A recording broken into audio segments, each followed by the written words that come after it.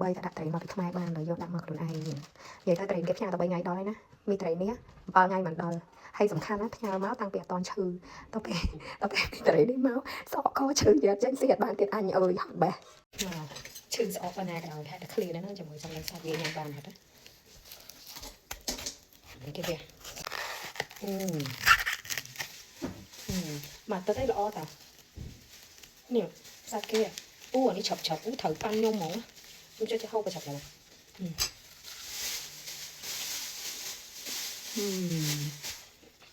នេះហើយនេះសាច់ខ្មែរស្ងាត់ដាក់ត្រេមកហូបហើយស្ងាត់ដេកអត់ត្រេសាច់ទុនអត់ចេះហូបទេសាច់បើឆាប់ចេះចូលចិត្តខ្លាំងឆ្ងាញ់ហ្មងនិយាយទៅចាំអាសាច់ដែលយើងចូលចិត្តទៀតអើយទៅបារម្ភជាប់មក